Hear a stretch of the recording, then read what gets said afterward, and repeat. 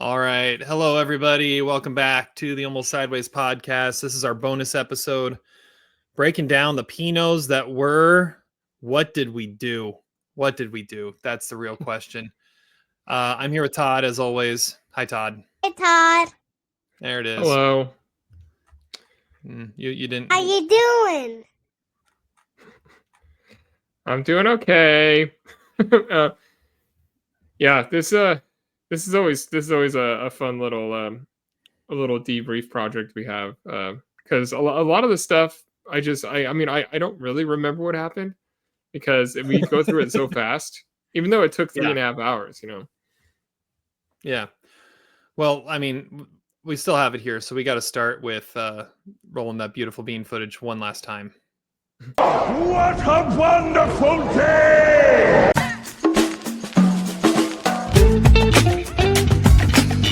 Do you have it in you to make it epic?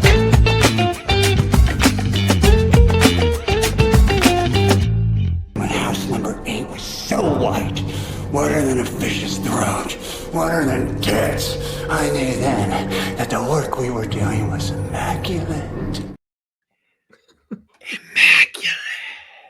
Pinot nominee once again. Oh, we'll get there. All right. Yeah, we're here to break down the Pinots. We'll go category by category quickly and definitely analyze how the voting went. Yeah. And Todd and I are a little sore today because in returning Zach to the airport after his visit for the Pinots, we got rear-ended pretty good. So that just kind of capped off the whole weekend, right, Todd? Yeah. I was just thinking, like, the way I would describe it is like Whoa. the way that I don't know what just happened to you. I don't either. Well, the way that Jack Burns he's like, well, it was a horrible thing.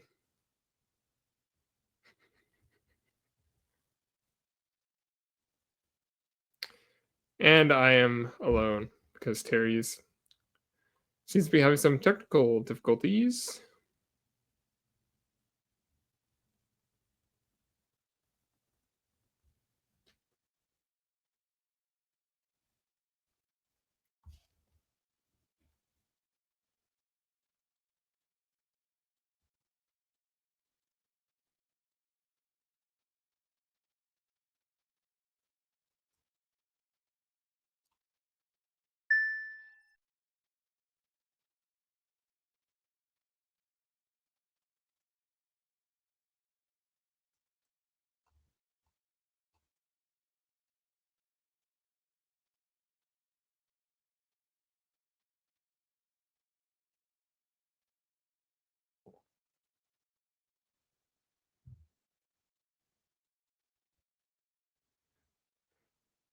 Better call Saul.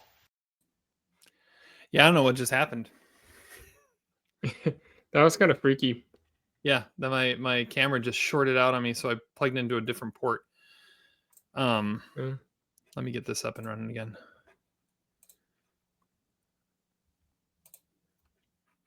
All right, hide it. Okay.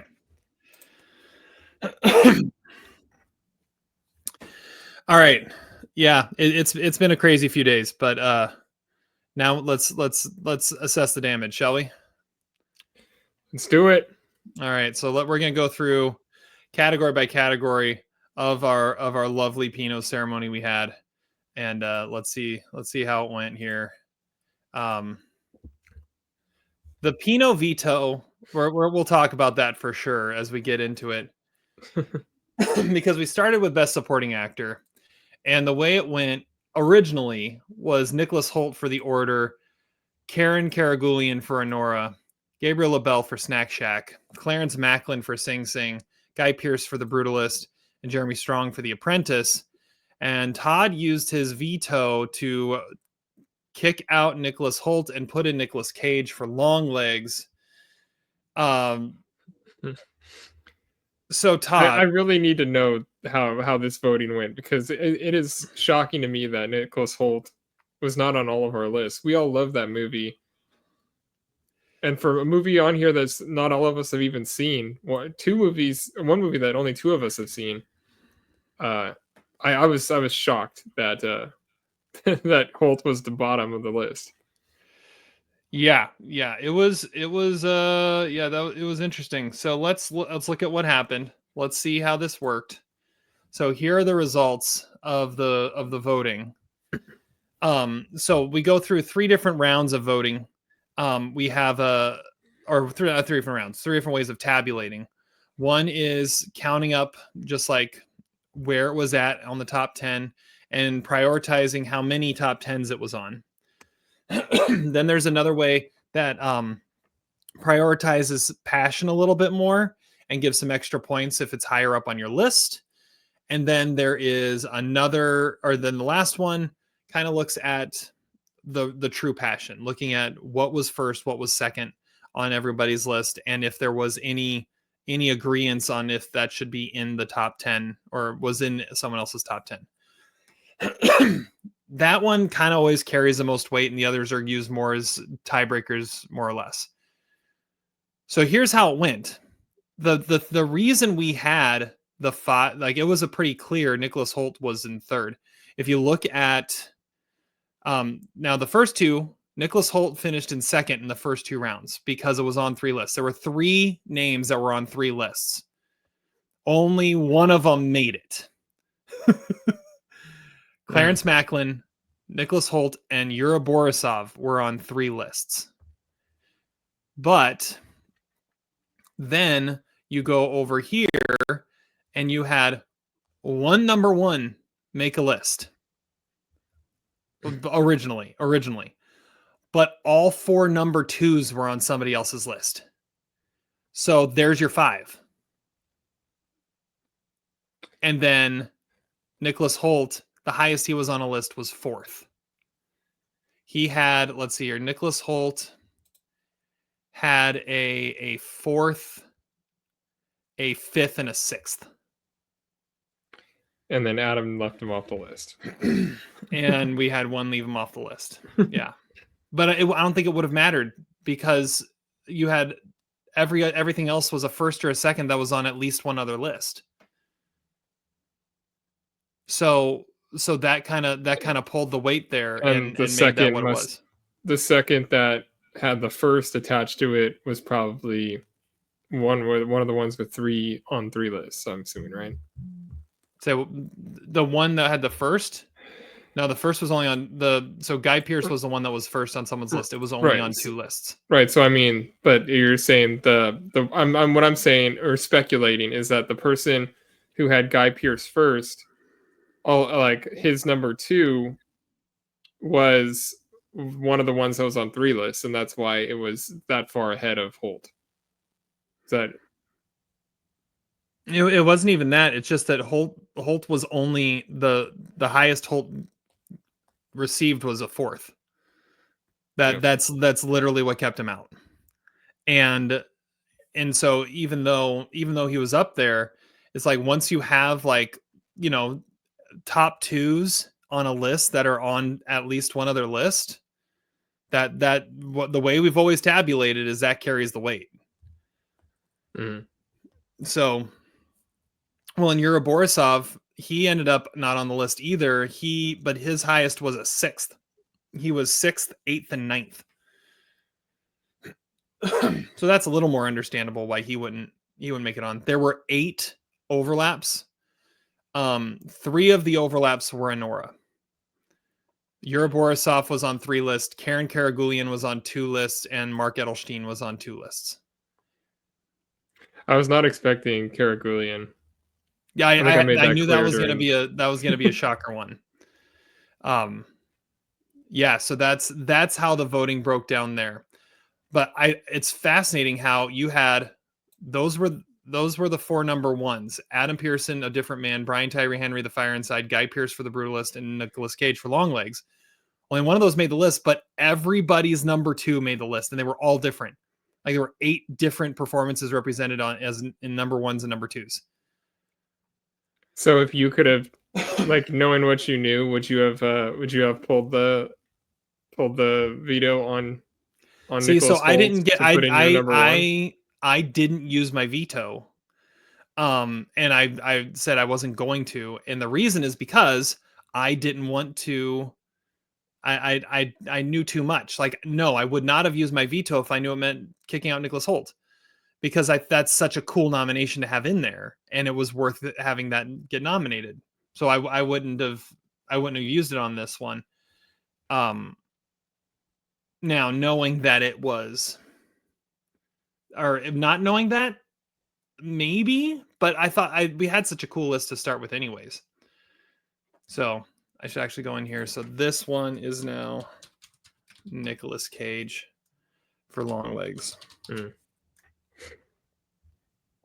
So well, we started out with a bang, I guess, because we started, yeah, and we truly when I saw saw the what list, that, I was like, I could do away with like 3 or 4 of those, and one of the 2 that I couldn't do away with was the one Nicholas that Hoult. ended up getting lost. Well, so it was Yeah, it added a hurt. lot of intrigue for sure. I don't know, but I'm sure we'll talk about how if we want to adjust the rules of what we did for next time. But it definitely added a layer that we weren't expecting.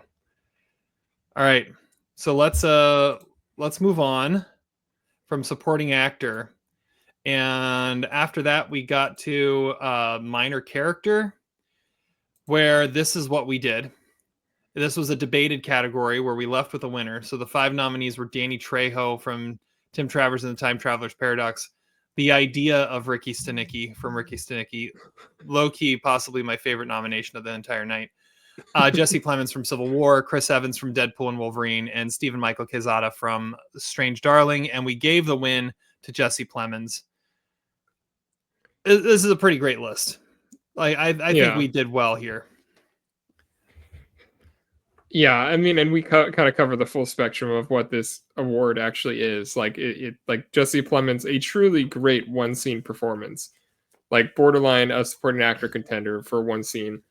And then we got memorable characters, we got screwing with the rules, and we got Gomi. And I was the one that put Chris Evans in there. Like his cameo in Deadpool and Wolverine is just perfect. I know you guys, I mean, even you hated the movie, but he was the best part, right? I'm sure. Yeah, he was fun to see. Yeah. And yeah, Jesse Plemons, yeah, it truly was a great one scene performance for sure. So that was a cool one and how it turned out. Not all of them went perfectly, but I think this one kind of did. And yeah, you've got 3 Breaking Bad actors in there. A cameo as the wrong kid died, and then the idea of a person. Like this is what the Pinots are all about right here. I'm still not sure how the idea of Ricky Stenicki is minor, but it's that's a valid point. It's the only place it could have been. In terms of screen time, very minor. All right, let's move on. Let's keep this rolling. Worst performance came next. Shout out to Adam on the graphics that he made for us. He really did a great job. This was the start of the Scoot train. He didn't end up winning anything, but he did break some records here. So Scoot McNairy, Speak No Evil, Justice Smith, I Saw the TV Glow, John Voight and Reagan, Harris Dickinson, and Baby Girl. And the winner was Salika Night Shyamalan for Trap. Which made you very happy, I'm sure. I think all of us were kind of in the same boat of, yeah, but like we should be like, this is kind of dumb, but at the same time, like it's not really her fault. So I don't know. I mean, Shyamalan is terrible at writing characters a lot of the time, and she didn't really do a whole lot with it. But I mean, otherwise, I'm not really sure. I love this list. I don't think Scoot was necessarily that bad in Speak No Evil, and I don't horrible understand in Speak No Evil. He was the worst Harris part. Dickinson part. I don't understand that either. I thought he was the best part of it. That movie. It was. I didn't like the movie, and I liked Justice Smith, and I Saw the TV Glow. So this, and then there is a performance that you're the only one that saw. Yeah, we kind of failed on this one, I think. But we always do. Like this is a category we never do well because there's always performances that are polarizing among the 4 of us. And then we gave the win to someone's like, oh, poor thing. Um, so I We don't could have know. just given everything to Megalopolis. I mean, We didn't even put it on the list. Like Natalie Emanuel needed to be on this list. Like I still don't know how we went with Salika Night Shyamalan over Natalie Emanuel. Like she was truly horrible. And I had to go with Scoot, and I was like, oh yeah, Megalopolis is going to take up the consensus pick, and then we end up going Trap, and it started the Scoot train, it started the Trap train, and then there was no stopping it from there. All right, supporting actress now. So for this one, our nominations went Jessie Buckley, Wicked Little Letters, Carrie Coon, His Three Daughters, Ingenue Ellis Taylor, Nickel Boys, Felicity Jones, The Brutalist, Natasha Lyonne, His Three Daughters, and Elizabeth Olsen, His Three Daughters. We set records on this one too, Todd. What are your thoughts here? I mean, I was surprised that all three of them made it, because I don't think this was that weak of a category, and I don't think any of us really loved Three History Daughters that much. So I'm like, I was just like, wow. I feel like we left a lot on the table. I did give it 4 stars. I will say that. Just outside my top 10 of the year. All right. Well, let's look at how the stats end up working out. This was the clearest cut of like any of them. Because this represented everyone's number 1 and everyone's number 2 were these 6. So every single nomination was either a 1 or a 2. And it was everybody's. Like everyone got their 1 and 2 in. It's just everyone loved a different His Three Daughters performance. Interesting, like looking at the stats, I would not have expected going into this that the favorite going into the voting is Jessie Buckley. Like she had the most points, not only in the first round, but also when you add in the passion, she had the most points as well. There were 11 overlaps. There were 2 none that were on all 4. None that were on all 4. Neither in supporting actor there were none that were on all 4. I was really bummed that there were 2 performances we had to leave off, because there were 4 performances that were on 3 lists. Jessie Buckley, Carrie Coon were 2 of them, and the other 2 were Danielle Deadweiler for The Piano Lesson and Michelle Buteau for Babes. And I would have loved to get them in, but when you have that kind of a consensus in where the number 1s and number 2s are, you can't, like, there's the decision's made for you. The decision's made for you. Danielle Deadweiler peaked at a 4th place, and so did Michelle Buteau, peaked at a 4th place.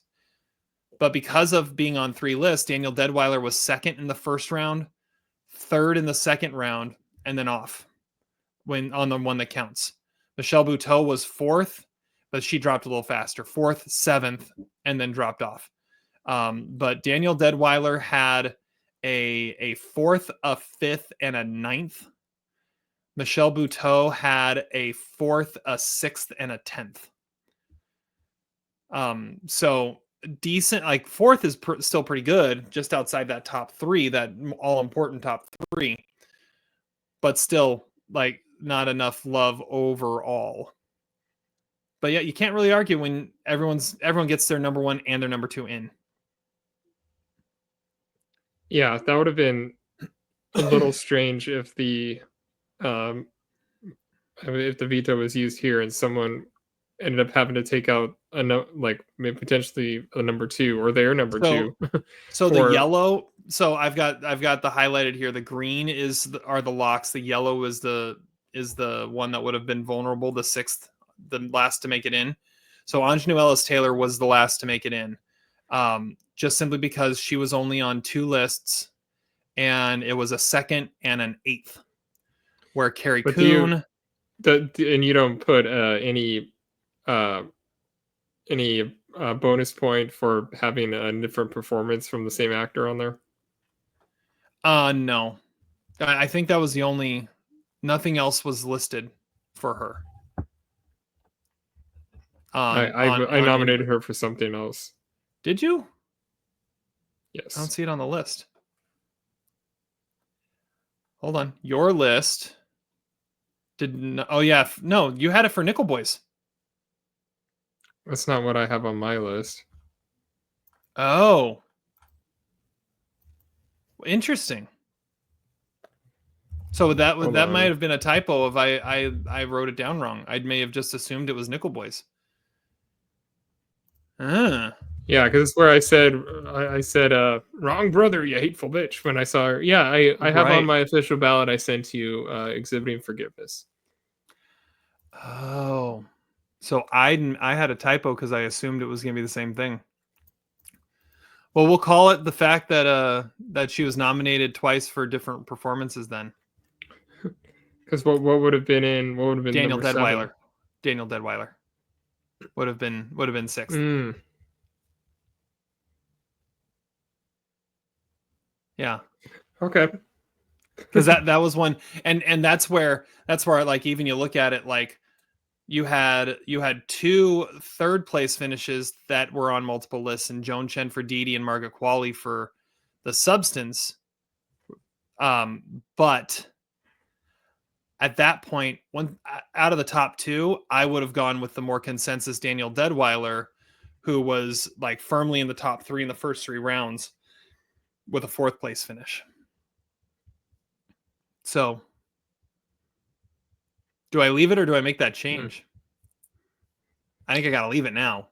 Like what's done is done. I mean, I'm not going to argue with it because I was sort of thinking that anyway. Like, I mean, you have multiple performances nominated in the same category, Yeah. or by people that, I mean, it should mean something, but I don't know if it should break the tie over someone that was on 3 lists. It's a Yep. it's That's your a my call, mistake. But detective. yeah, that's a my mistake. But I think what we've already announced is what it has to be. So we'll keep it. Fascinating. That's the first time that's happened. Well, that we And know of. that we know of. We've gone through this though. I don't think I've done that before. What ends up Well, I happening mean, is when you know, we only know, or only you and I are looking at this like this True. way though. That so what happened is when I'm typing it in, I type in all of my lists and all of Zach's lists and all of your lists and all of Adam's lists. So once I get past the first one, it I it auto it completes. autofills. So I'm like, oh, there she is. And I just moved on and didn't realize that you had listed her for a different movie. That's what happened. Yeah. Well, it'll stand. Yeah. Weird. Okay. Oh well. Okay. It's another first in manned space flight. So let's move on to the next category here. I just love that all 3 History Daughters performances got in. I just think that's fun. Yeah. Next we had the biggest surprise, most surprising film. I think this might have been one of our best efforts right here. We have Kneecap, Carry On, The Substance, Strange Darling, and Ricky Stenicki, with Strange Darling taking it. I thought we did awesome on this one. How about you? Yeah, I mean, even though I'm not a fan of every one of these movies, I think they all definitely fit the category. And for different ways, really. Like, but we got the right winner. I mean, we all were surprised by it, even though we already knew the hype when we watched it, like at different times. Even it was well, and then fully seeing how Strange Darling performed throughout the night. It made this win even more validated, I'd say. Mhm. But you cover the gamut here too. Like Ricky Stenicki had no business being that good. Kneecap was a complete come out of nowhere moment. Carry On is, I haven't seen it, but it's that awesome action thriller that you always hope every action thriller is. And then The Substance is weird body horror movie that ends up with a Best Picture nomination at the Oscars. Like, what is going on? So yeah, I think all the films deserve to be here. And then there you got Strange Darling, which we never talk about because everyone hasn't seen it yet, and you just have to see it. It's the right list. It's the right list. Yes. All right. After that, the YouTube list. Okay. Let's talk about this. Number 10, Baby Girl. Number 9, Here. Number 8, The Substance. Number 7, The Return. Number 6, Trap. Number 5, Janet Planet. Number 4, Apocalypse Z, The Beginning of the End. Number 3, The Count of Monte Cristo. Did you see the jump there in the numbers? Like number 4 was 658. Number 3 was 2,500. Number 2, I'm Still Here with 3,800. And then what the hell? Trigger warning, 25,000 views. I mean, we talked about a lot at the Pinots, but this is still just ridiculous. That for a movie that you just like you shit on for 2 minutes, basically. Kind of. I mean, well, I said it was better than editing Business Being, but it still wasn't good. Yeah, I don't know what to do with that, but I like it. Trigger warning, Pinot winner. Trigger warning's a Pinot winner. I'm Still Here being number 2. I bet if we had given that more time, it would have jumped up there. Those Brazilians are nuts. I don't know if you listened to Next Best Picture's latest episode, but they did their poll of what do you want to see win Best Picture? And number 1 by a landslide was I'm Still Here because all the Brazilians voted. Yeah. And I don't understand it, but I kind of appreciate it. All right, moving on. Most disappointing film. I like how Adam correctly predicted what was going to win with his graphic because for the first time. Yeah, for the first time on Mars. We have Maxine, Joker, Folie à Deux, Kung Fu Panda 4, Kinds of Kindness, and Megalopolis. The winner was Joker, Folie à Deux. I'm glad Megalopolis got the nomination, but I kind of agree that Joker was the biggest dud. Like everyone knew Megalopolis, was either going to be a home run or a strikeout, and there was nothing in between. Joker was like, everything is back. Everything should be right where the last one was, and it just was bad. Yeah. I mean, the fall from the first movie being a Best Picture nominee to the now being a Razzie favorite. I think that's that qualifies as disappointing. And this one didn't even like blow up the box office. So because everyone knew it was bad. I mean, yeah, it had Lady Gaga in it, and that didn't even do anything for it. Yeah, 3 sequels on this list, I guess. I guess that makes sense why that'd be the most disappointing. That's fair. I liked Maxine, though, a lot more than any of you guys did. But, oh well. All right, moving on. Move on. Adapted screenplay. This was, we talked about one of the harder lists to come up with. Our adapted screenplay list, we got The Bike Riders, I'm Still Here, Nickel Boys, The Order, Sing Sing, and Touch. And it held. Zach considered using a veto here, but he didn't. So let's talk adapted screenplay here. Because Adam lied to me.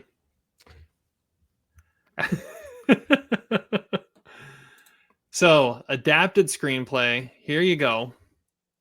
Here's the list. So this one was kind of all over the place. Yeah, I did feel bad Robot Dreams didn't make it on. I will say that. I mentioned I didn't put it on because I didn't know what to do with it. Because I mean, how do you nominate a screenplay with no dialogue? That's kind of where I was at with it. But I probably should have had it on the list, and then it would have been in. Yeah, it was kind of everywhere. You had 10 movies that popped up on multiple lists. You had 2 movies that were on all 4 lists. And one of them didn't make it. Because Inside Out 2 was on all 4 lists. But it was 7th, 8th, 8th, and 9th. Like, if you're on all 4 lists, but nothing could break the top 5,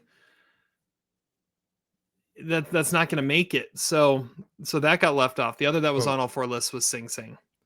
And it was a number 1 on a list. So Sing Sing, Nickel Boys were the top ones because they were number 1s that were on at least 3 lists.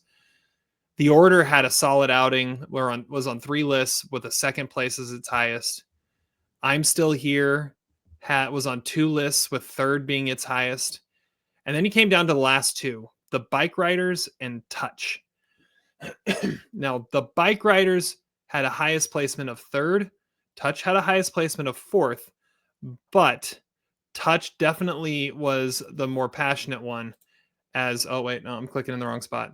As Touch was a 4th and a 5th, while the Bike Riders, was a 3rd and a 7th.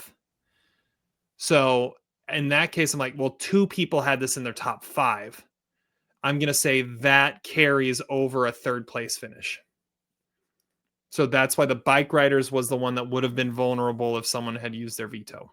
Because the 3rd place was not the person hadn't, or had they had their 2nd or 1st in already, right? Yes, that rule didn't. So one of the rules we have is everyone is guaranteed at least 1 from their top 3, and then in Best Picture at least 1 from their top 5. We never came close, or we never had to worry about that. Everything was on multiple lists. However, if I remember right, there was one. Oh no, it wasn't this one. There was a category where I had to adjust what was in 6th place, because the actual 6th place was the only representation of someone's top 3. And so I couldn't kick that off. So I had to actually make 5th place, 6th place. I wasn't here though. Okay. I kind of like the list. I think it's a pretty solid list. Even like Robot Dreams not being in still with that. I mean, 2 people didn't get their number 1s in this. But the 6 we have are pretty solid adapted screenplays, I think. Yeah, I mean, one of them, like Touch, is a cool choice because that's a movie that was under the radar. I mean, it was like sort of on the fringe of the international feature Oscar contention, but these are really just really solid movies. And again, I still don't understand how I'm Still Here isn't nominated at the Oscars for adapted screenplay. Yeah, like how did it get picture, actress, and international? And yeah, I don't know. I love that the order got in here because, one, we kicked it out on supporting actor, but also that's like the most Almost Sideways movie there on the list, right? Is having the order on there. And then I'm not gonna lie, I'm glad the Bike Riders made it. So yeah. Someone's got to fight for that one. All right, moving on. Let's go to the next one here. Oh yeah, I gotta switch there we go. This category is becoming one of my favorites. The Matt Damon "What Movie Are You In?" Because it allows us to just honor the what the hell moments in our movie watching for the year. I didn't realize Matt Damon was in 3 movies and a prominent commercial in 2024. But our nominees went Lily Rose Depp in Nosferatu, Scoot McNairy in A Complete Unknown, Fred Heckinger in Gladiator 2, Chris Hemsworth in Furiosa, Mad Max Saga, and the winner, Haley Mills in Trap. I think Haley Mills, I didn't know you were still alive award. The Haley Mills, I didn't know you were still alive award. I think on the Pinots, I described it as this is the category where their presence in the movie is distracting. Like the fact that they're there takes you out of it, or either that or you're in a different movie. And I think you had like Lily Rose Depp and Fred Heckinger. We were like, they're in a different movie. That was why they got put on the list. It was Chris Hemsworth too. Scoot and Haley Mills, I think, were more, your presence is distracting. Your presence is taking me out of this movie. Yeah. Yeah, there are a couple on here I don't love, but what do you think? Well, I don't know. I mean, Chris Hemsworth, I don't know that he is in a different movie necessarily. It's more of like a Cage performance than a Matt Damon "What Movie Are You In?" That's what I was thinking, is he belonged on the Cage list, not on the Matt Damon list. But he is doing a lot in that in that movie. He is Castor Troy. I mean, that's what he's doing. Yeah. So I mean, I think we did a pretty good job. I would argue Fred Heckinger does a decent job at doing like just a more extreme version of what Joaquin Phoenix did in the original. But I mean, I wouldn't really argue with him being on this list. I mean, and he had such an interesting year that it's good that he's represented somewhere, even if it is a somewhat negative nomination. Yeah. I don't fully understand Lily Rose Depp on this list. I mean, I think I was the biggest fan of, well, one of the biggest fans of Nosferatu. I thought she was good. To say that she, was in a different movie, I don't think that's necessarily fair. I mean, it's Dracula. What are you expecting to have happen? You kind of have overacting all over the place. I mean, Nosferatu won Nicolas Cage performance and so we're going to nominate someone else for overacting for what movie are you in? I mean, what? I didn't get that. Well, for me, I just thought the movie stopped whenever she started doing her thing, because her thing was so extreme that nobody else could really do anything while she's doing her thing. Suck the air out of the room. Yeah, or I mean, or she just was. Yeah, she had all of the whole scene was just about her at that point. I don't know. I mean, I got maybe this isn't the exact right category to have her in. But that was my submission, so I stand by it. I can understand that a little bit, but yeah. Oh well. She was in consideration for like my best actress list. So to see her end up on Matt Damon was kind of like, oh no, that's odd. I think Chris Hemsworth was on a supporting actor list, so he was on a supporting actor list. Who nominated Chris Hemsworth for this? Was that Adam's pick? Because Adam's one that had him on the list. No, I think it was Zach, because Adam wouldn't have put him on this list and been the one that put him on a best supporting actor list. That wouldn't have made sense. We're talking about Adam here. I don't know. I think he might have. That's fair. That's fair. He's getting kind of nervous now. All right, let's move on. Original screenplay. Let's see what happened here. So this was a veto, because our original list was Anora, The Brutalist, Daddy-O, A Real Pain, Strange Darling, and The Substance. And Adam used his veto to put in Challengers, which knocked out The Substance. So let's look at the votes here and how this went and what got us to here. So this was one. I got to remember exactly how this vote went. So here's the results. You could argue Challengers belonged on as number 6. You really could. And in fact, this is one that I probably in the past would have given you a blind resume for, and you would have said put Challengers in. Because Challengers was on 2 lists and it topped out at a second place. The Substance was on 3 lists, and The Substance was 4th in the first round, 4th in the second round, but the highest it was on any list was 4th. But it had 2 4ths and a 7th. Challengers had a 2nd and an 8th. So I opted for 2 4th place finishes over a 2nd place finish. That's really what put The Substance in. It was in 6th, and its main competition was Challengers. So the fact that I'm going to change this right now, the fact that Challengers hopped in over The Substance made sense, because it wasn't like we were putting in, like, Nicolas Cage and Longlegs had no other support other than the first place finish on one list. Challengers had other support and potentially could have been argued should have been nominated with the resume it had, but I felt The Substance had a slightly stronger resume. Yeah, that is a tough one. Like, if I had given you that blind resume, would you have said 2nd and 8th, or would you have said 4th and 7th? I probably would have said 2nd and 8th, but I also would have questioned like which Like the people, like how many those people had on the list already? Like how many of that voter had? Oh, that's a good point. So let's reveal a little bit of the list here. So, wait, did I end up not with having? I didn't have any of my top 3 on the list. You had real pain. Oh no, real pain. I had 1. Zach had 1.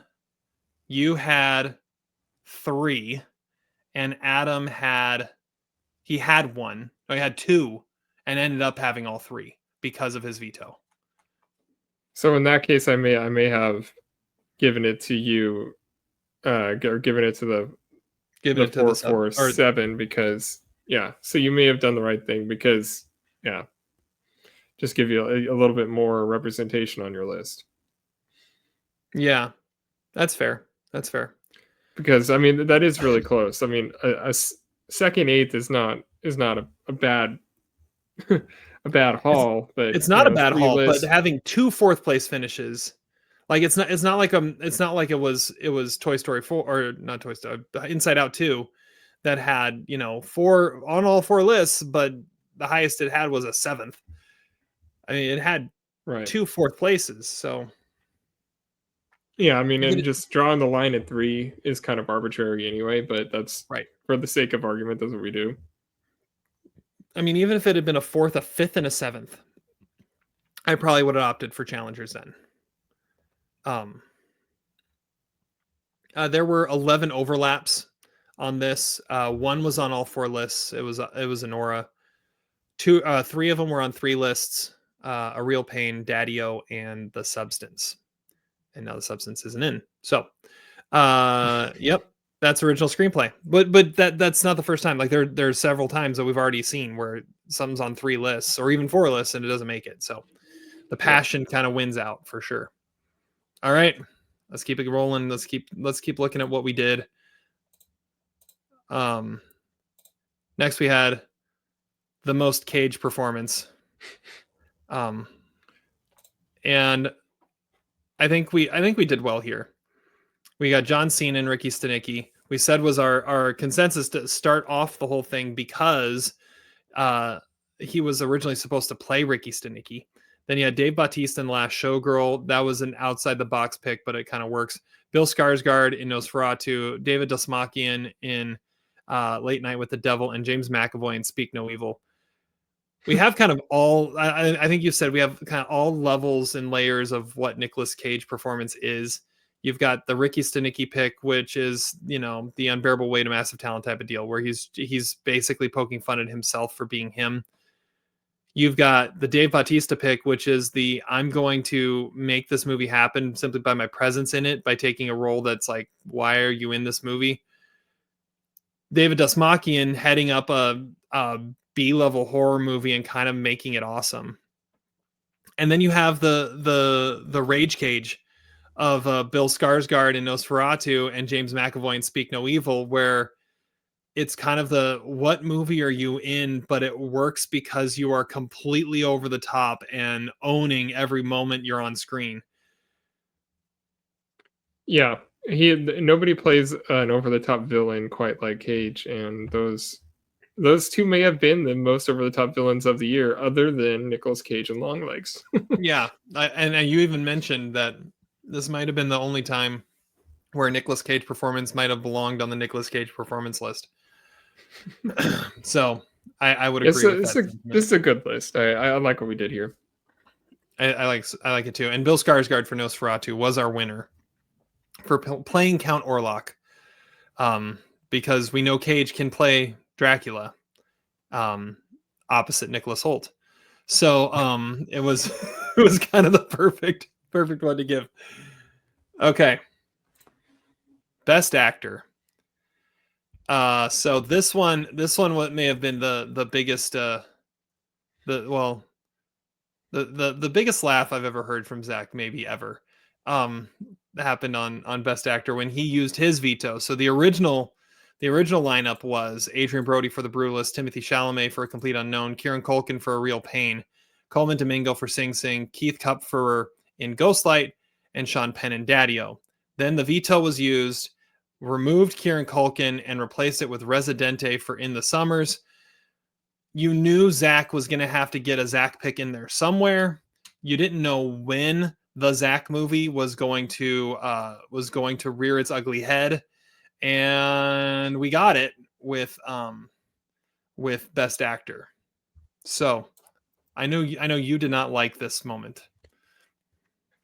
Well, I just truly don't understand how Culkin was that low. I know Zach wasn't going to vote for him, but it was surprising and upsetting and annoying. But this was it does make sense. So this was quite an interesting list. So let's look at how the voting turned out. There were only 6 movies that were on multiple lists, or 6 performances on multiple lists. All of them were on at least 3. 2 of them were on all 4 lists. That was Sean Penn and Adrian Brody. So then it came down to the other 4, right? Like all 4 had great support, and the lowest any of those 4 was on a list was 3rd. Like that was its lowest peak was 3rd. So every single one of these performances was in someone's top 3 and on at least 3 lists. Mm-hmm. Brody, Domingo, Penn, and Kupferer were 1 or 2 on a list. So it came down to Culkin and Chalamet.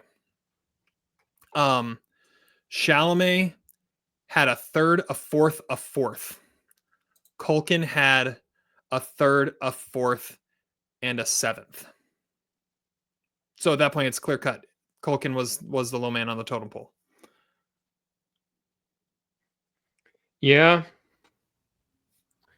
Yeah, you have to keep those other ones in there, I guess. Yeah, I mean, you can't cut out a 3rd, a 4th, and a 4th, right? Like that doesn't make any sense. Especially because it really was just because one of us hadn't seen it. That's true. And if Adam had seen A Complete Unknown, it probably would have been on his list too.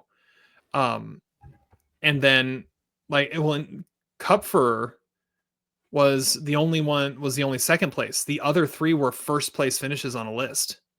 Brody, Domingo, and Penn were number 1 on someone's list. Kupferer had a second place.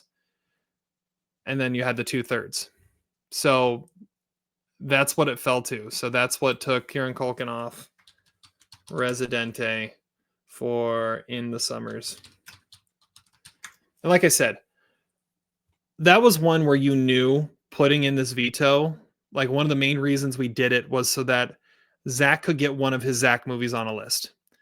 Yeah, but we 3 of us have seen it and we chose not to nominate it. So it's I don't think this really still qualifies necessarily. But it's still the most Zach movie ever made. You got to see it. And because of it was like he was going to use it to get it in the Summers in, or he was going to use it to get a good one in, or one of those things he was going to use it for. I'm surprised he didn't wait and use it for actress and get in his performance for good one, which you knew was going to be at the top of his list or near the top of his list.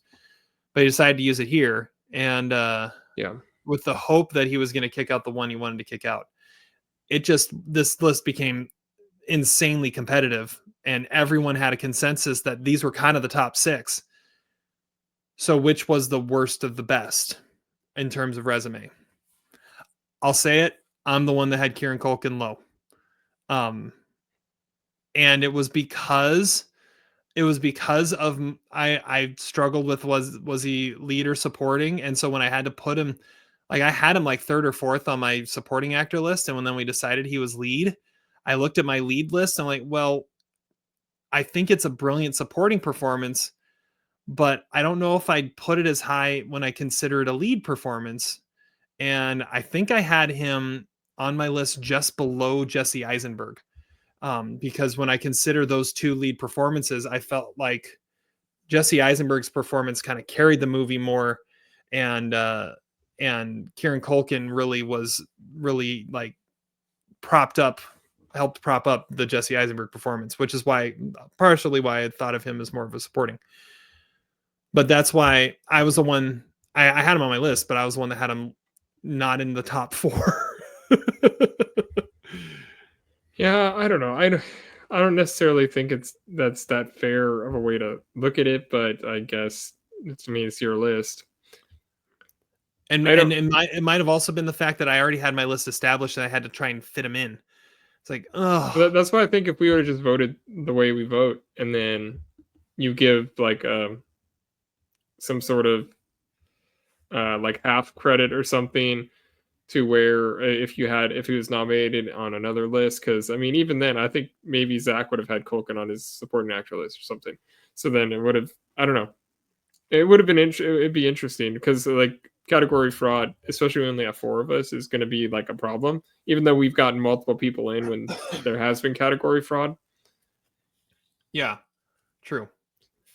Yeah, that yeah, it was an interesting one, and I didn't like it no matter how it ended up going, but that's kind of the brilliance of it, and I like the suspense of you can use it, but you don't know what you're going to get rid of. And yeah, this one was just like that crazy competitive category. All right. Yeah, which is the one we should have left alone because it was because it was such a consensus. These are the 6, but we didn't. Yeah. And seriously, Zach should have used it for actress. Like, really, that's where we were expecting him to use it, right? Yeah, or but he got impatient, or director or whatever. Yeah, he got impatient. He didn't want to be stuck with the last category he could use it for. Right, but he still had 3 categories here he could have used it for. I think he was just being hopeful that someone else was going to nominate something from Good One, so it would end up on a list, and it never did. All right, moving on to Stickman. Outside of Zach misunderstanding the assignment, and not preparing anything for this list, and then I picked him first. That was my problem. Or that was my bad. I picked him first on a category he had not prepared for. So we did Mark Eidelstein in Anora, Nicholas Galitzine in Something The like Idea of that. You, Stephen James in Babes, Samuel Dunning in Tim Travers and the Time Traveler's Paradox, and Harris Dickinson for Baby Girl. Honestly, I was, after he came up with the idea of we should put God in for Immaculate, I was like, I mean, that's so brilliant that I would have been fine with him swapping it out because he obviously had no idea what he was doing. I'm glad we got Tim Travers a Pinot here, even though we're the only 2 that have seen it. Two of the only people. 2 of the only people. Yeah. But yes, I mean your rationale was kind of like a trump card. I was like I'm not going to argue with you in that. Yeah, this was a fun category, and it was fun taking out my frustration on Zach because he had such a terrible pick. Like a video game obsessed like rich guy who pays for sex is not a stickman. Right, and that ends up marrying the girl partially because she knows that she just hit the jackpot with a sugar daddy. So yeah. The other picks are of course good. Harris Dickinson was our consensus. That, I mean, that's sort of like definition of stickman. Yeah. Stephen James and Babes was good. That was a good poll. I wasn't necessarily going to go there, but I like that we did. I think that was Babe's only nomination. Yeah. I really thought Beto was going to make it in, but I saw the nominees afterwards, I was like, okay, so there were a lot more that were consensus than I thought. Yeah, I think everyone's going to like The Idea of You if everyone watches it, but I mean, I did watch that like over a year ago now, so I don't know if you guys are ever going to see it now. You should assign it to us. That might be the only way we do it. Yeah. All right. I use my assigning on something more important. Snack. Yeah. Exactly. All right, then we completed the 2 legs of the tripod. We awarded in this one with the biggest douchebag, which I think was also a very solid list here. But I think the Secretary Bird got snubbed. What? The Secretary Bird got. So we once again had Scoot McNairy, this time for Night Bitch. Which Zach had basically told me that that's where he was going, which is why I went to him first so he could get it out of the way. This is the first time he's nominated a human. I know. Josh O'Connor was my pick for challengers. David Witz for the beekeeper. Dennis Quaid for the substance, which was a great poll, and then Channing Tatum for Blink Twice was our winner. Yeah, when you have an Epstein-like island, you're a douchebag. Yeah. That's a definition. Rich spoiled douchebag. And Zach or Adam, when I chose David Witz from the beekeeper, he looked at me. He's like, "Dude, I was going to choose Josh Hutcherson from the beekeeper," and then we ended up getting Channing Tatum in there for a similar type of role. So I mean, I think we covered that. It would have been fun to have two beekeepers on there because that movie does lend pretty well to its douchebags. Yeah. This is a solid list. The substance gets its nomination where it deserves, which is the Merlot. Mm-hmm. Along with I'm starting to question whether Zach actually watched Challengers when he thought Mike Feist was the douchebag over Josh O'Connor. There's nothing about Mike Feist. We know in that he movie didn't that's watch a it. douchebag. I know. All right. Moving on. List. It is a good list. Best actress. And yes, this is where it would have made sense for Zach to use a veto. So the list was Jodie Comer for the Bike Riders, Willa Fitzgerald for Strange Darling, Marianne Jean-Baptiste for Hard Truths, Dakota Johnson for Daddy-O, Mikey Madison for Anora, and Zendaya for Challengers. So there was our list. What were your initial thoughts there, Todd?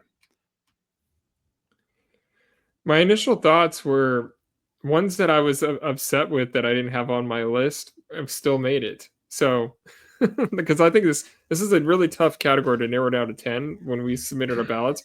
I was very happy with the 6 that ended up on here. Yeah, this one had probably the most overlap of any category, and was a pretty solid consensus too. So here are the stats here. So there were 11 performances that were on multiple lists. 3 were on all 4 lists. 1 was on 3 lists. So Mikey Madison, Marianne Jean-Baptiste, and Dakota Johnson were on all 4 lists. Zendaya was on 3 of the 4. And so then it came down. So those 4 were in, right? Those 4 are going to be in. And not to mention the fact that Marianne Jean-Baptiste peaked at a number 1 placement. Mikey Madison peaked at a number 2. Dakota Johnson peaked at a number 3. And Zendaya peaked at a number 1. So like they were obviously in those 4. So then it came down to the number 2s. So you had Willa Fitzgerald was had a 2nd and an 8th. Jodie Comer had a 2nd and a 9th.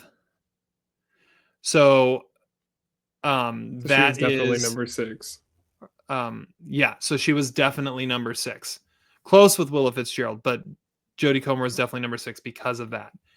So if a veto had been used to maybe get, Lily Kalias in for good one, the only performance in anyone's top 2 that did not get nominated, this was the spot to use the veto.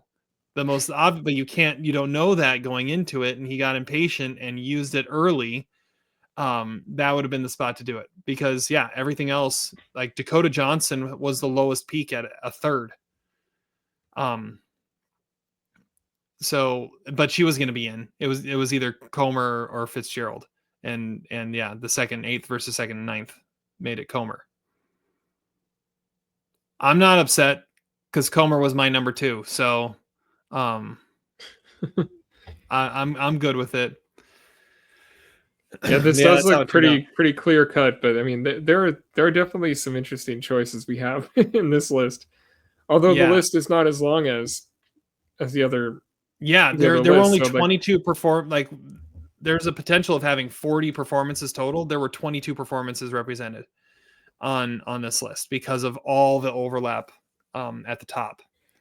I know Demi Moore was probably in 7th because she had a 3rd and a 5th. So that was a pretty solid resume. And then your others that had you had Juliet Gariepi. Also she was a fourth and a fourth. So that's a pretty solid resume too. They both in the first round were above Fitzgerald and Comer. But then once you started to put the passion in it, well, actually, even with the passion picks in it, Demi Moore and Juliet Gariepi were still above Fitzgerald and Comer. But then when you took into account, because they were slightly lower at its peak, but they were higher at its floor. But then when you put in the fact, well, no, it's two people's number twos. Oh, then Comer and Fitzgerald are in. Oh, because Fitzgerald. So that must have been Zach's number two. No. So it was Adam's number two. But again, he got his number one in. So how exactly is Willa Fitzgerald in over those two? Because it was a two because it had a second place. Oh, and Demi Moore and Juliet were threes. The three was the highest. Yeah, Demi Moore the highest was a 3, and Julia Gariepi the highest was a 4. Yeah. So, I guess it had to. Guess that's how it had to be. That's how it had to be. We got some deep pulls on this too. We went Marissa Abella. We went Micah Monroe and Longlegs, and Julianne Nicholson and Janet Planet. Of course, Anna Paquin and A Bit of Light. And Zach's like, I have no idea what that is. And he's the one that was talking about how much he loves Anna Paquin. So yeah, it's interesting. I mean, it ended up being a really strong Best Actress list, and which it better have, because I mean, like it was such a tough list to put together. And we've got some passion picks on there. There's one overlap with the Oscars, and that's Mikey. But I mean, Challengers was a big movie, and Hard Truths almost got in there too. But Daddy-O, Strange Darling, and The Bike Riders, we're the only ones talking about those awards wise. So I like that our list included those. All right. Then we got to Best Scene. I think we did a good job with Best Scene. I haven't seen Ghostlight yet. I will. We had 3 final scenes with Robot Dreams, Challengers, and Anora. And then, Chapter 2 in Strange Darling, where everything goes, what? I love that we got Robot Dreams in. I love that we got it a win. It deserved something. Yeah. Well, when you see Ghostlight, you'll definitely agree with that one too. This is kind of inarguable. I wasn't like the biggest fan of the ending of Anora, but I understand why people are so left with such a unique feeling after watching it because of that scene. But yes, otherwise, I'm totally on board with these other nominees. This almost should be a voted category. Yeah, it could be. We could, I'm not sure how it would go. Yeah, this could almost be a 10 too. Because there's so many good scenes that we could pull from. But yeah, I was the one that picked the Challenger scene, and I love that ending too. I'm kind of with you a little bit on Anora. The ending, I need to watch it again. I've only watched it the one time, but yeah, the ending is just, it feels. It felt like it should have ended before that. That was my biggest thing, is like it had an ending and it kept going. Yeah, it doesn't end on a high point. It ends on a somber note, which I think is what some people love about it. It's just, it seemed like there were other places it could have ended, but that's more in line with like the this is more like a Coen Brothers-esque ending. I think Anora, the more I think about it, it's like a Coen Brothers movie. So I guess that makes sense. That's not a bad comparison. All right. Moving on. Best Director. Well done, Adam, again on the graphics there. He always tells me for Best Director, I got to find someone holding a camera. That's always got to be the picture for Best Director. Now to pick, the bloody Polaroid from Channing Tatum and Blink Twice. Now that's a choice, but all right. So our Best Director lineup: Sean Baker, Anora; Brady Corbet, The Brutalist; Robert Eggers, Nosferatu; Luca Guadagnino, Challengers; JT Molnar, Strange Darling; Ramel Ross for Nickel Boys. What were your initial thoughts on this one, Todd? I mean, it's hard to argue with any of these. Even the ones that I'm not the biggest fan of, it's impossible to deny the impact that director had on those movies. So yes, I was totally thrilled with what we came up with. Yeah, I know the big surprise there was Robert Eggers getting in for Nosferatu. So let's look at the stats and see how this one went.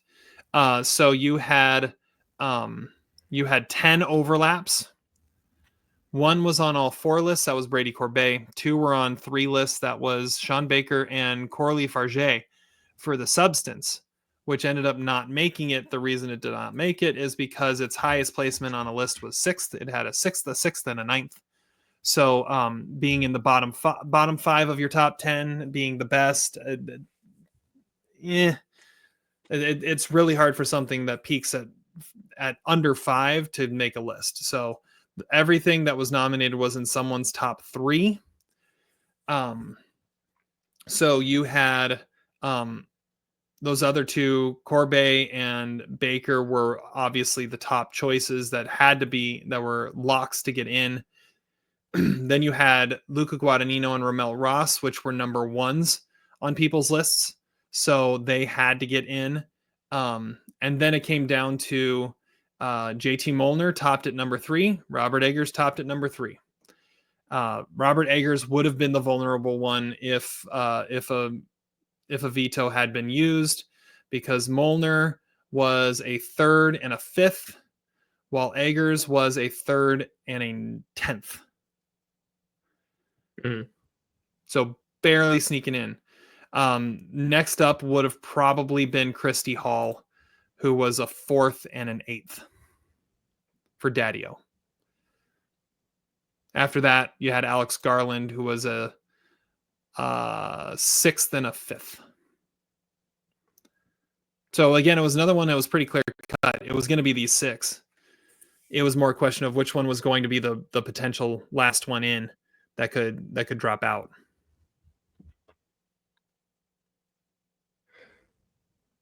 Yeah. The way you break it down makes it seem like you had no choice but to make it that way. See, I guess that, like, either Zach doesn't entirely understand the rules, or he really wasn't trying to rig the system. Yeah, I think he didn't bother to try and rig the system, which is kind of nice. Which is, I mean, that's good. That's good that he didn't try to rig the system. Let's see here. I had all 3 of my top 3 make it. Zach had 1 of his top 3.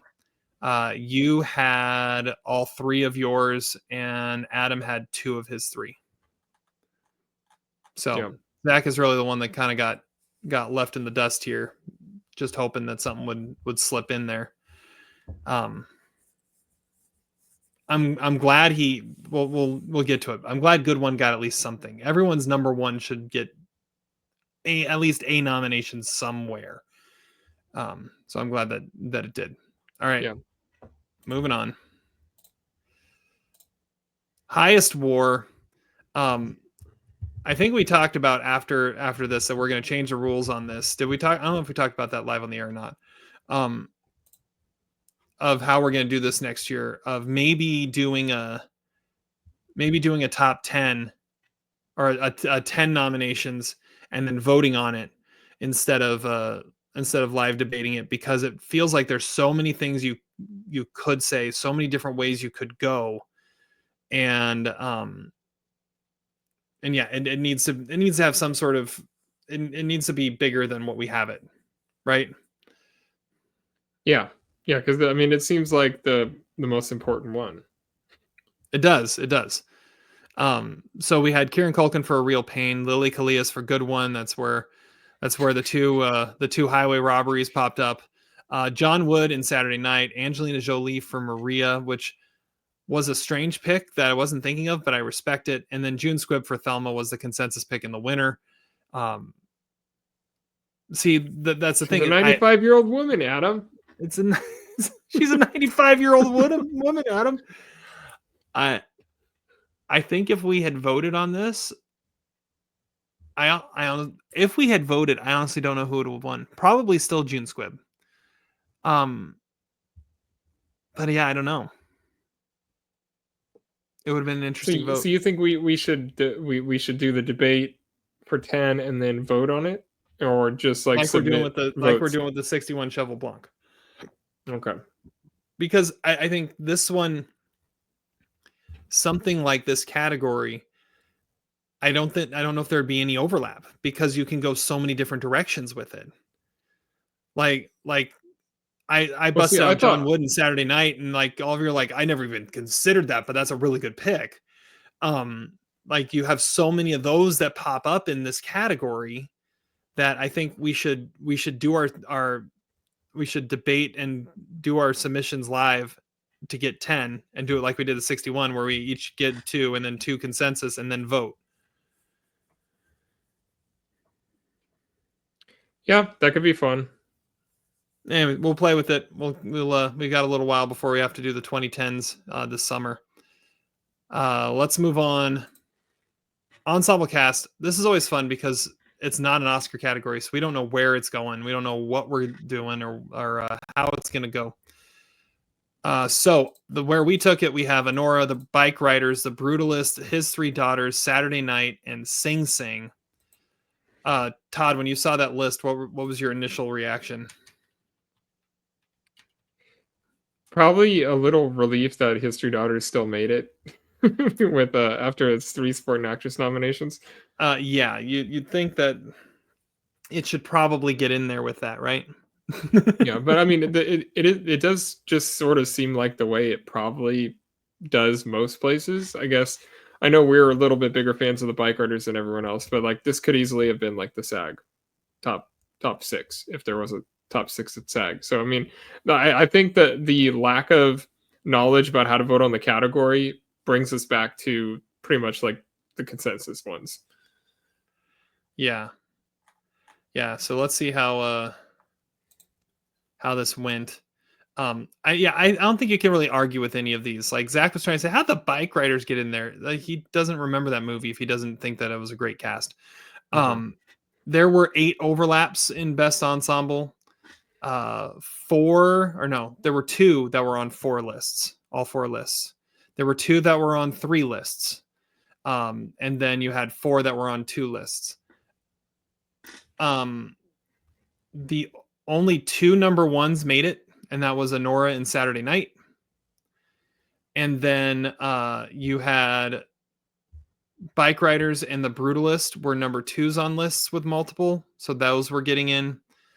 So it came down to your 5th and 6th were His Three Daughters and Sing Sing, topping at number 3 on a list, but Sing Sing was on 4 lists, and His Three Daughters was on 3. So if a veto had been used here, His Three Daughters would have been the one that would have been vulnerable,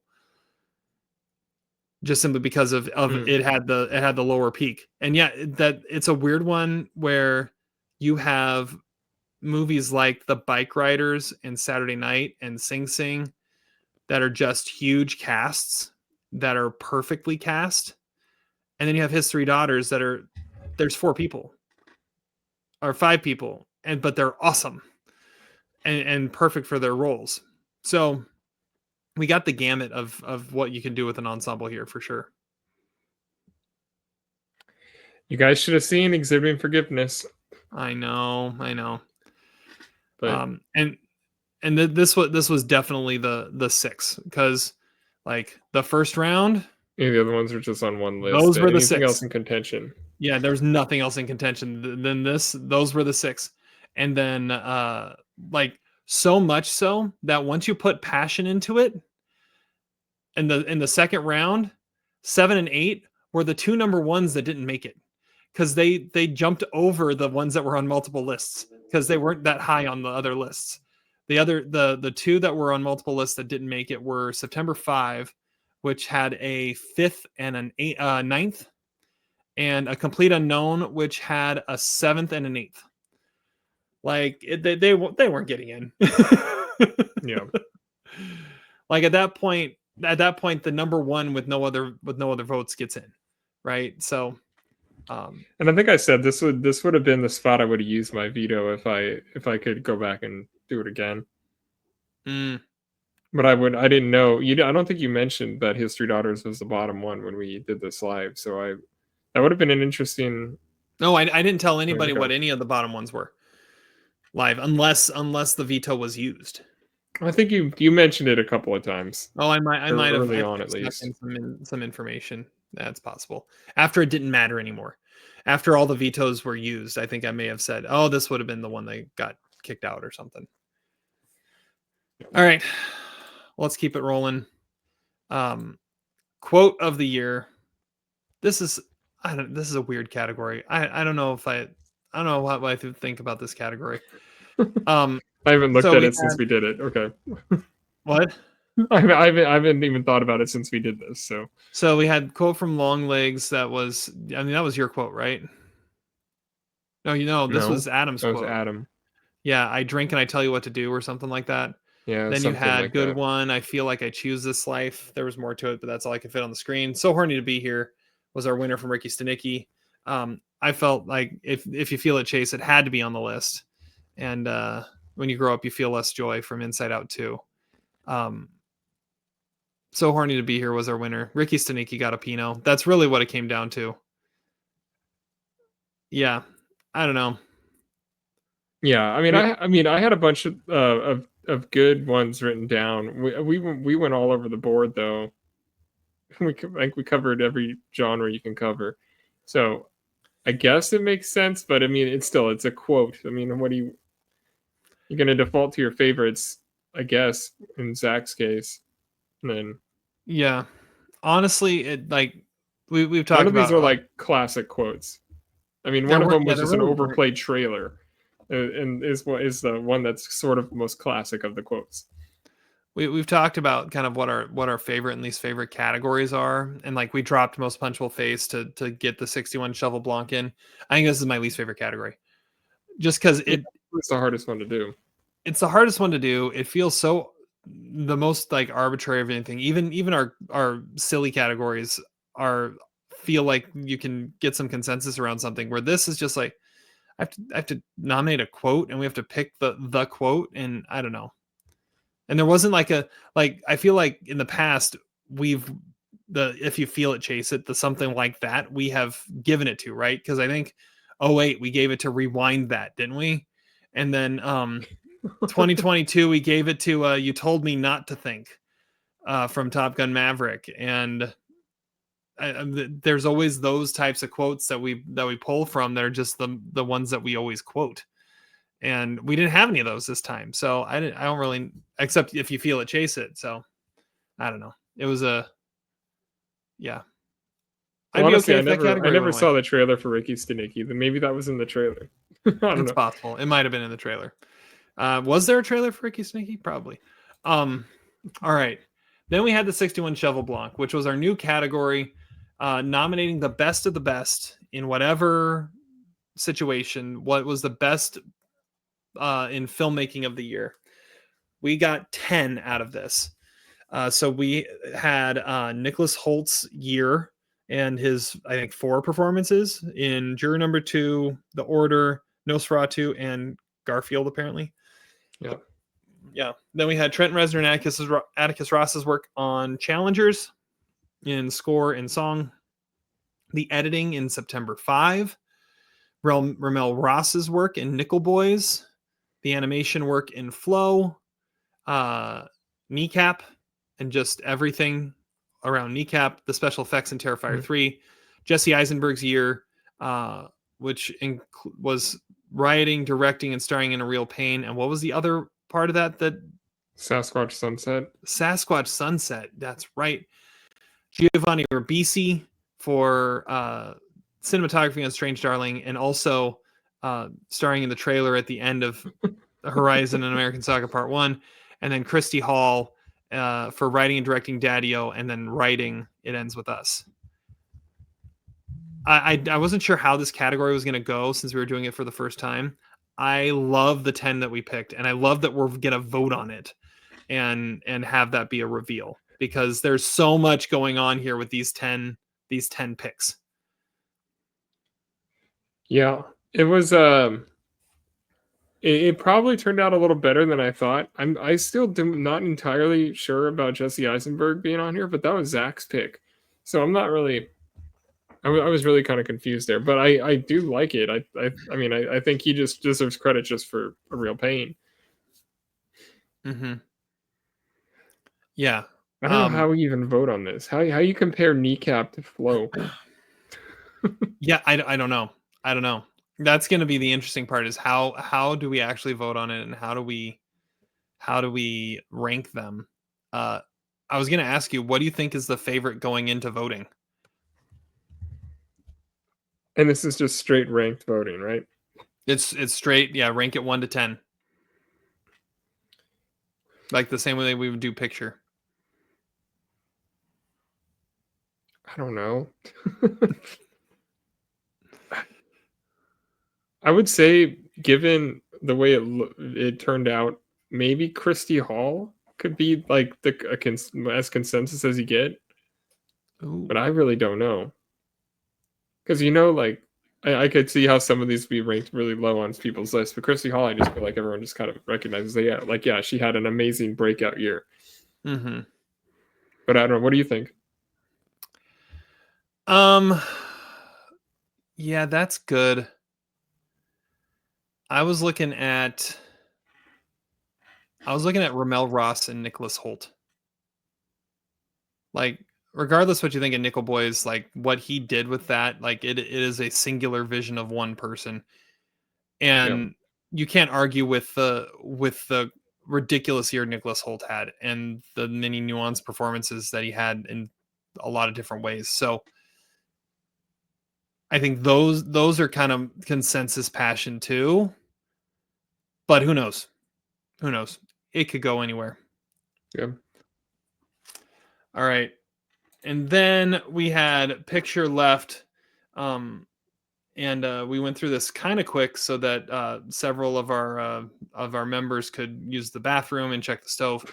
But the way picture went, the 10 we went with it. Veto could not be used on this, even if there was still one left.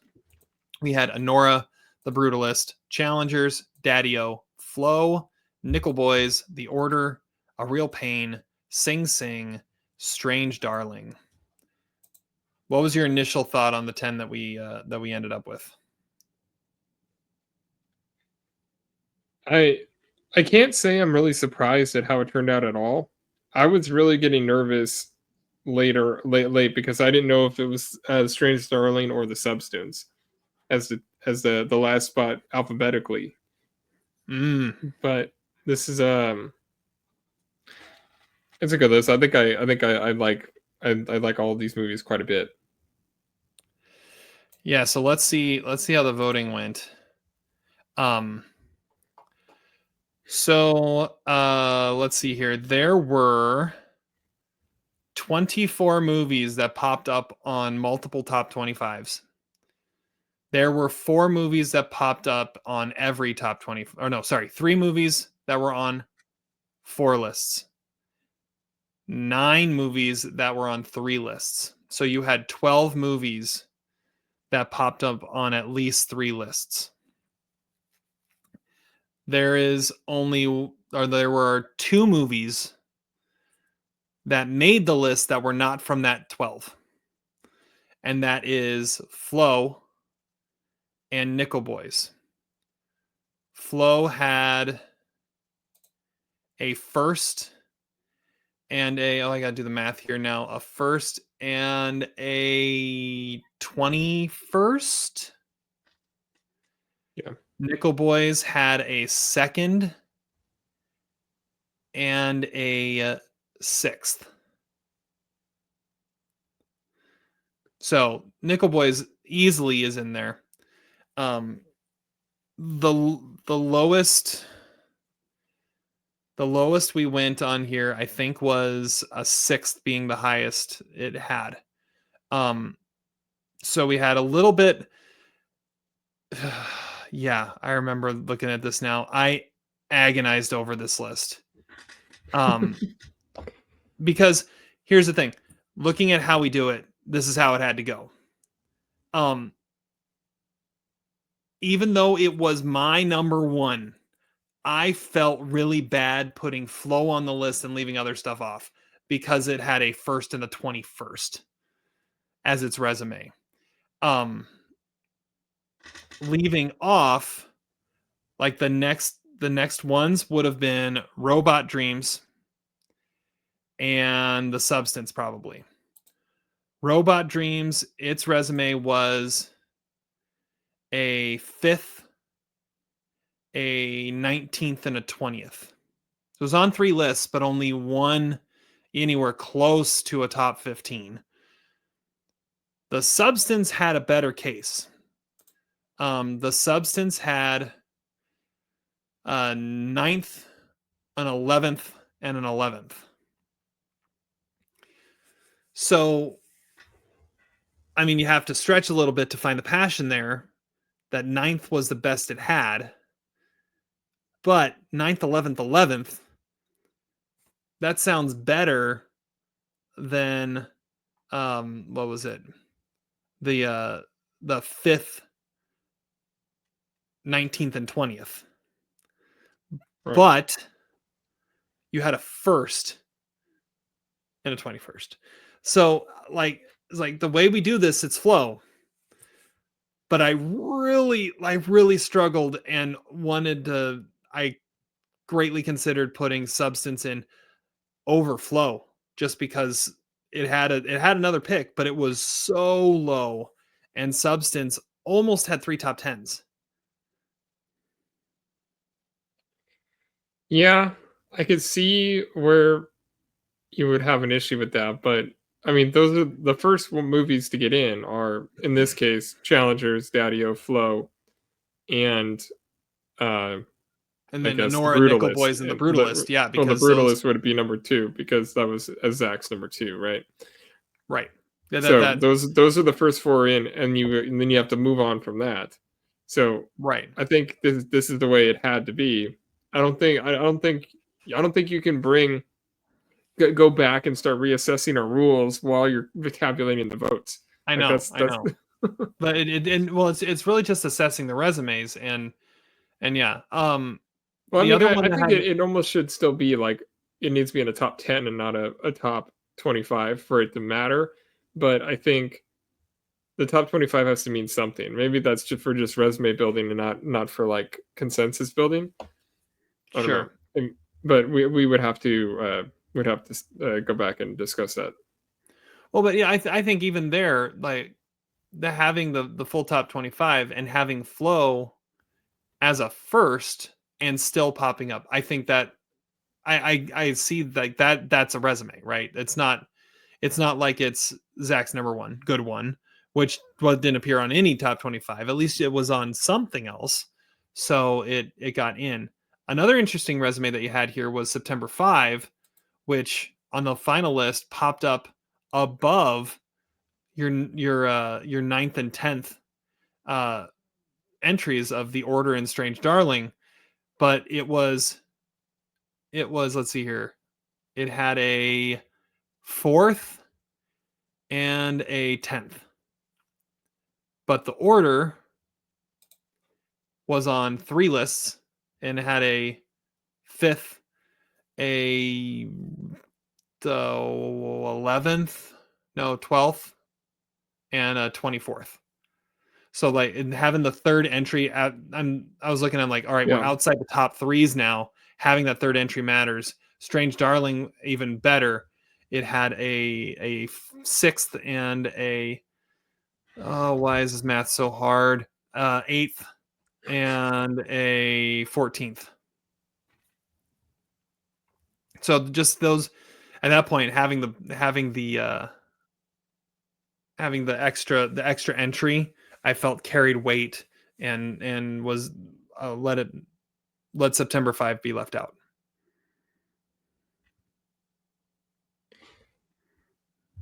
That makes sense. Yep. Because Anora had a big number. Anora had a huge number, like the most like it, so if it's a number 1, it gets 25 points, number 2 24 points, number 3 20, okay. Yeah, so on and so forth. So the highest you get is 100. The highest you can get is 100. It had an 86. Like that might be like I can scroll through. I have our other And years Killers on of the here. Flower Moon level. Killers of almost, Flower right? Moon had a 92. Yeah. The 2022 we didn't do the system. 2009, Inglourious Bastards had a 93. Oh wow. And 2008, Dear Zachary had a 93. So actually, this is the Damn. lowest number of a top of a favorite going into the voting that we've had. But it's way ahead too. So I mean, this just shows Yeah. the appeal of Anora in this award season in general. It's just like, yeah, everyone loves the movie. That's why it's going to win Best Picture. Well, and it was the only movie that was on all four of our top 10s. It had a second, and then a seventh, I think. Yeah, second, seventh. So I mean, it bodes well. It is a heavy favorite going into voting. I love that Strange Darling is on this list. I love that the order, even though we eliminated Nicholas Hoult, I love that the order's on this list. It's a good list. Let's see here. So top 5, everyone needs to get 1 in. I had 4 get in of my top 5. Zach had 1. Sorry, Zach. it's his coming of age movies is all that was. Yeah. Todd had 4. You had 4. And Adam had 3. So that was the breakdown. He had 1. I was almost like, is that reason enough to put Good One in Best Picture? That he only had one representative of his top 5. But didn't we do that already with Chop Shop? Ooh, we might have. Or maybe it was the actor from Chop Shop. It was something like that. Where Chop Shop. Yeah, Chop Shop. Yeah, no, Chop Shop was on multiple lists. Oh. Chop Shop was on multiple lists. So it might have been the actor, though. Let me go back and look at 2008. I have them all right here. Like the kid. Yeah, the kid. Or no, he didn't make the list, but we almost put him in anyways. Oh, he had Mickey number 2. Oh. Yeah, so he had enough in the list, but it was the weak case, the weak resume of Dev Patel and Slumdog had a 4th and a 9th versus someone's number 1. That was the argument with right with that one. So, anyways, that's it. There's our look at the Pinots. Our analysis. It's boring, but it's part of my life. We should do this again. We should do this again sometime. All right. Well, and we should, but we have another episode coming up next week where we're going to look at Oscar previews. Then we're going to recap the Oscars. In 3 weeks, we're going to reveal our winners. It's all happening, dude. It's all happening. It's all happening. Should we roll that beautiful bean footage one more time as we head out? Do it. All right. Later. Sit and spin.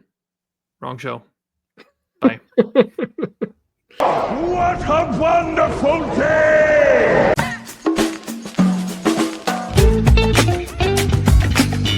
Do you have it in you to make it epic?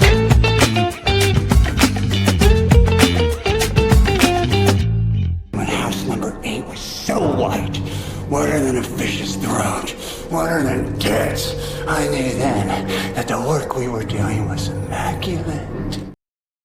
Immaculate. All right. It's fantastic. It is.